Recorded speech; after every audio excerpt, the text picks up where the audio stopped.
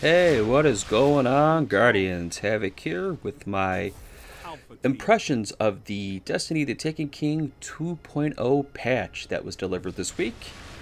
Before I get started, I like to state that everything I do say in this video is my opinion. Some of you may agree with me, some of you may disagree with me, but again, I like to state that this is my opinion. And let's get started. So, the patch took about 2 hours to download to my PlayStation 4. Keep in mind that I have two PS4s. One is mine, one is my girlfriend's, and downloading two patches, that's why it took about 2 hours roughly. So, first thing I noticed was the new theme music. As soon as you boot up the bad boy, a new menu music, and obviously new menu screen that says Destiny the Taken King. You're greeted by Oryx as soon as you boot the game, so you could tell jumping into it that, there's could be a lot of different things, and boy, there's a lot of different things. So you go to the tower and you see a bunch of freaking green icons popping up everywhere.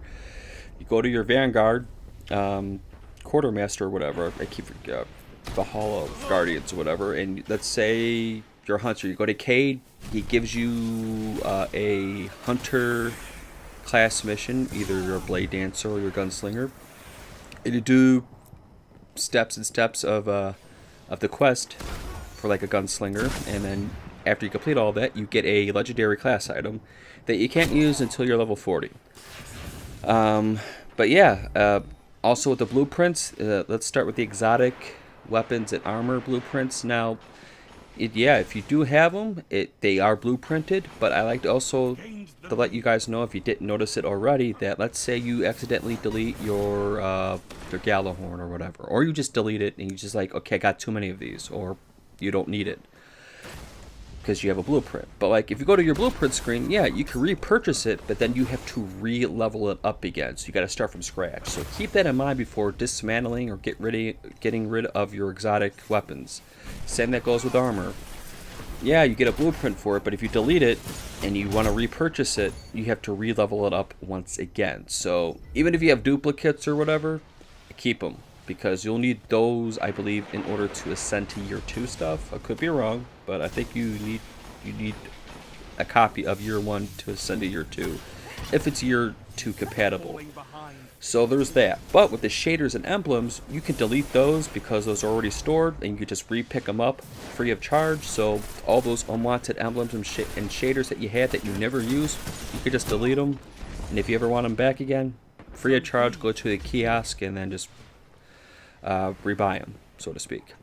So there's that. Now I might go on a little rant here, and again, this is where kind of you may agree or disagree with me.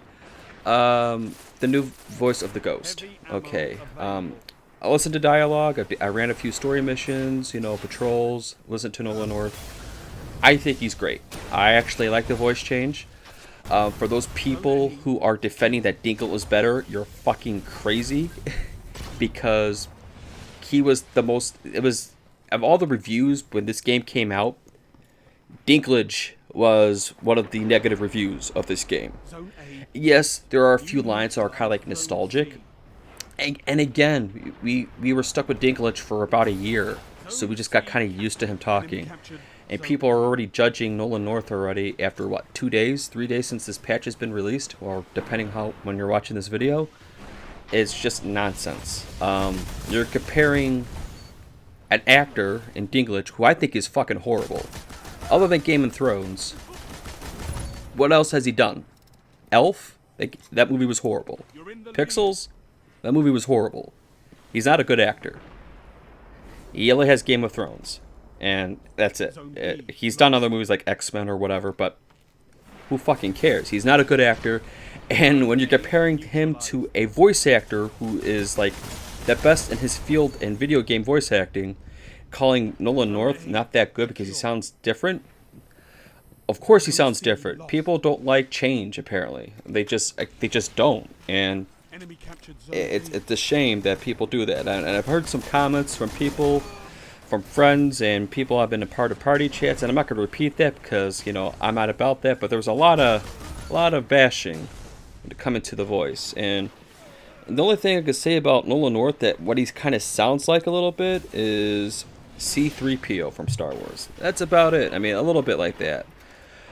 But I just like Nolan North's voice. It's smooth. It's like you actually hear emotion in the voice. Even if it's happy or curious or stuff, you can hear it in the voice. Whereas Dinklage just seemed like he was freaking bored at a reading. And it's like, all right, let's make this snappy. And just read from a freaking script with no emotion, so monotone. It was piss poor. And I can't believe there's some people out there that actually defend this and say Dinklage was better. He's not. He was fucking horrible. And that's all I got to say. Again, this is my opinion, but for what I've seen, people liking or disliking Nolan North, a lot more people like the Nolan North voice. So take that for what it's worth. But I think Dinklage was horrible. I think this is a great improvement. And for you people who don't like the change, you're stuck with it because Bungie's not going to change it. And Nolan North's going to be here for the next 9 years or forever, how long this game's going to be around for. You got to get used to it. You got to conform or just don't play the game anymore. That's all I can say. And plus, you can skip cutscenes. Granted, yeah, you still have to hear Nolan North when you drop down in patrol or whatever.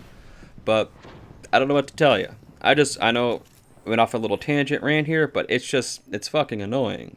Hearing people bashing Nolan North because he sounds different. Well, no shit. He's supposed to sound different. And people defending Dinklage, he's not a good actor. He fucking sucks. He is horrible. He's done horrible movies. And the only reason why he has his name to fame is fucking Game of Thrones. That's it. No one knew who fucking really freaking Peter Dinklage was before Game of Thrones. I'm sure they freaking had him at one point confused with what's his face.